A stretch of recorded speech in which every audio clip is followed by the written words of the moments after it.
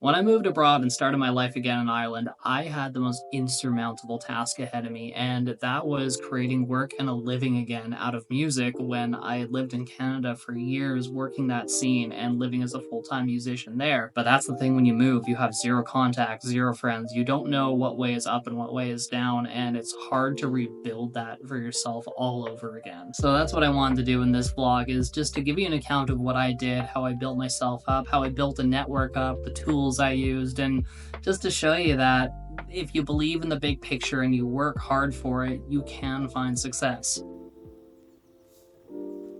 Everything's got to start somewhere, so the most important thing to me first is forging your own luck. Prior to moving, I started on Reddit. I hopped on some local city forums as well as just local forums for Ireland and made a few posts asking where local musicians gather, who are the promoters for these places, and where are the good places to see bands and other music schools and other places to go where musicians gather. This just gave me a semblance of where to look, so I went on Instagram, followed a bunch of venues, and started seeing what kind of bands the venues were booking, and then browsed some music schools and found which ones employed drummers. Now, again, this is musician focused, but I don't know, let's say you're an artist. It's the same methodology. You're going to look for places where artists gather. You're going to look for public galleries, public viewings, the schools, different, clubs, people networking in a community. It's the same idea. It's so important to find your tribe. And those are some of the first steps I took, because before I landed, I was trying to find my people, because the arts are all about word of mouth and those interpersonal relationships that you create with people. Here's where it gets tricky though, becoming a somebody. The internet is a great tool, but that's just it. It's just a tool. I saw some teaching jobs online and I applied to those using the networking I had done previously because I had researched which schools would employ drummers.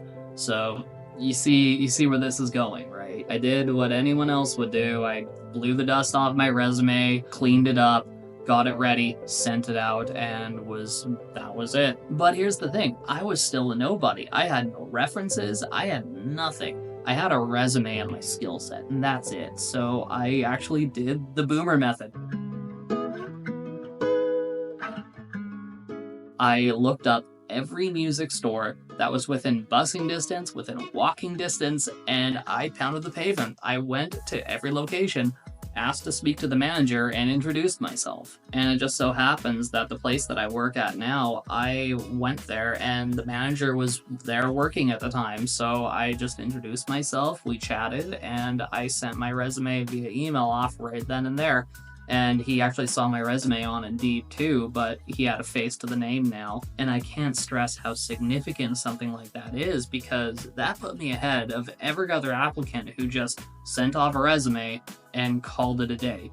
They actually didn't take that second step to introduce themselves. And especially something like music, something like the arts, it's all about those in-person conversations. On top of this, I started hunting locally for bands that needed a drummer, and I ended up finding this really sick metal band looking for a guy, and that turned into some really cool opportunities. When I arrived in Ireland, I didn't have a drum set. I just had my breakables, which the breakables are like your kick pedal, your cymbals, your snare drum, your sticks. And mind you as well, I had put every spare dollar into the move, so I was quite poor, and even when you start teaching work and with any type of private lessons, it's usually a slow boil. You have to build up your clients. But when I landed here, on top of my breakables, I had a kick practice pad, I had a snare practice pad, I didn't even have a snare stand. I had a suitcase that I put my snare practice pad on, and a couple silent cymbals that would go on like a boom arm and a hi-hat stand. And that's it. That's it, dude.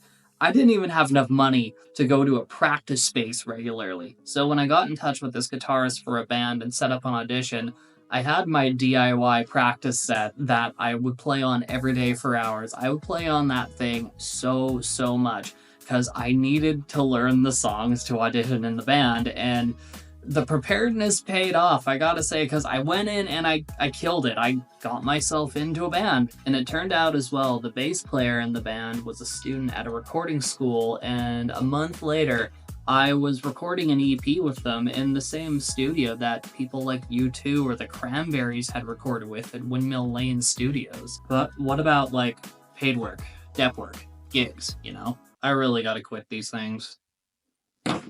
Let's zoom out for a sec, because if you look at the big picture here, you have an idea of the steps that have been taken thus far, and you'd see that there was a lot of upwards potential for more networking. You create an environment where you can network in person, and you become connected and aware of your surroundings in an online space, and be ready for the next opportunity and forge your own luck.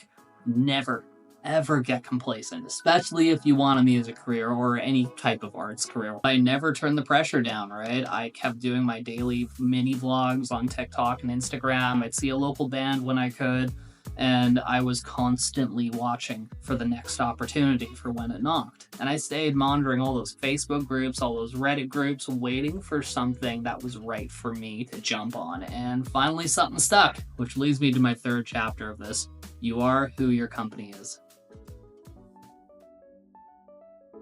There was a tribute band for Thin Lizzy that needed a replacement drummer, and dude, the competition was stiff. This band had local connections out the ass, they gigged a ton, they made money at their shows, and they were well connected in the music scene in Ireland. They all were working musicians, like the people that you want to be around, because they bring you to your level. They posted this ad on Instagram and Facebook. There were a lot of drummers looking for that gig. There were other people tagging their drummer friends. Drummers were commenting. People were hungry for that gig, and they filtered through a lot of people. But you can't let those things intimidate you, right? You gotta just go for it. So that's what I did. I messaged the singer. I said, hey man, I just moved here from Canada. I love Thin Lizzy.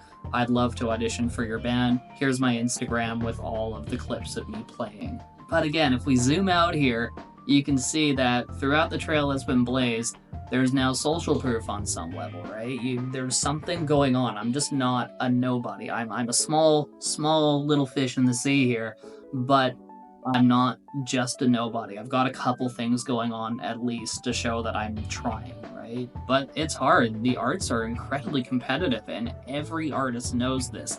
You've got to be the sickest person in the room to deserve the right to play that gig, whatever that gig is. But the singer was a cool guy. He said, yeah, absolutely. And he gave me 5 songs to learn to audition with, and I spent countless hours prepping for it. I learned on the school drum set that I had since I was teaching there now. I learned on the DIY suitcase drum set, because here's the thing, I'm a foreigner.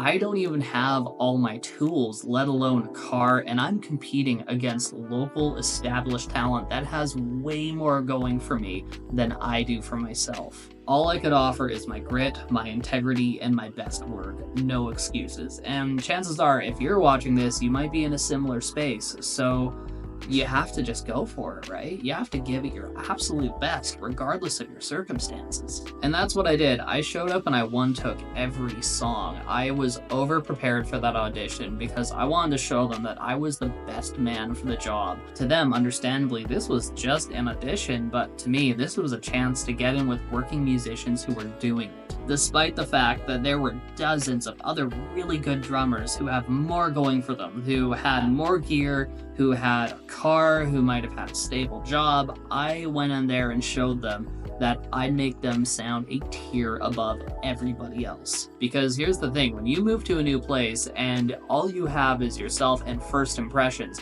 you have to put your best foot forward at all times. You have to. It is imperative because you only get one shot at these things, so you may as well do your absolute best as you take it. And very gratefully, they gave me the spot. They were so stoked at how hard I worked for it that they gave me the spot in their band, and I was really grateful. Having no connections is terrifying at first, but you don't need a huge amount of connections or a truck full of gear.